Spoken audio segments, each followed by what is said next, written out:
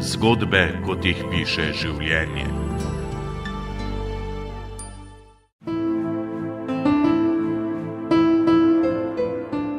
Zgodbe življenja so lahko včasih kot mavrica na nevihtnem nebu.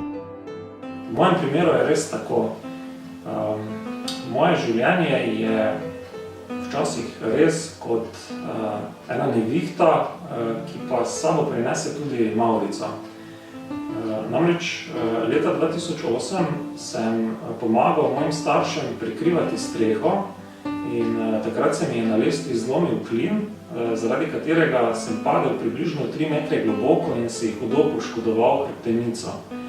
Od takrat naprej sem paraplegik.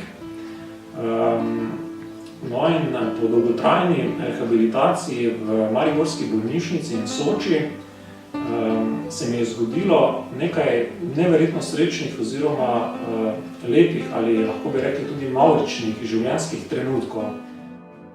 Igor je sicer po poklicu učitelj in prav zanj so po nesreči na osnovni šoli Bojana Iliha njegovi učenci in njihovi starši pripravili dobrodelno prireditev. No in na tej dobrodelni prireditvi sem otrokom in pa njihovim staršem v zahvalo prebral pravljico z naslovom Lev v rogi, v kateri povem mojo zgodbo po nesreči. Po spletu srečnih naključij je po tej dobrodelni prireditvi nastala čisto prava otroška slikanica, ki smo jo izdali pri založbi Pivec. Igor je napisal tudi avtobiografski roman z naslovom Nedomišljajci. Le-ta je nastal zato, ker je želel opozoriti na pomanjkljivosti našega zdravstvenega in drugih sistemov, ki so vključeni v rehabilitacijo invalidov.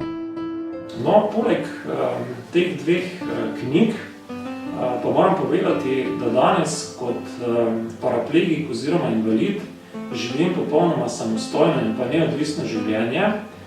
Po nesreči sem namreč se preselil na svoje, tako imam stanovanje, ki je v celoti prilagojeno potrebam invalidov, vozim prilagojen avtomobil, hodim v službo, zaposlen sem namreč v bolnišnični šoli, to je šola, ki deluje na pediatrični kliniki Univerzitetnega kliničnega centra Maribor in kjer poučujem učence, ki so dolgotrajno hospitalizirani. Igor je pred svojo nesrečo veliko kolesaril in tudi danes je tako. V ta namen ima posebej prilagojeno kolo na ročni pogon oziroma tako imenovani handbike. Zelo veliko časa pa posvečam tudi moji rehabilitaciji, kljub temu, da so mi namreč po nesreči zdravniki rekli, da ne bom nikoli več hodil, se še vedno izjemno trudim, da bi vendarle nekoč bilo drugače.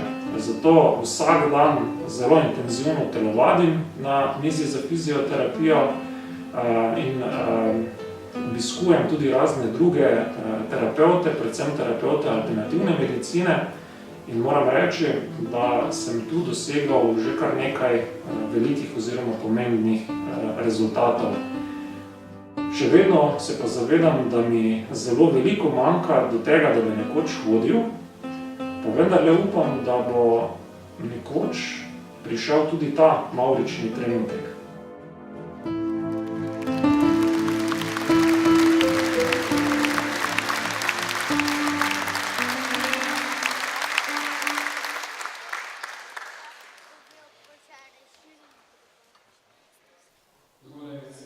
Za Igorja še en velik aplavz.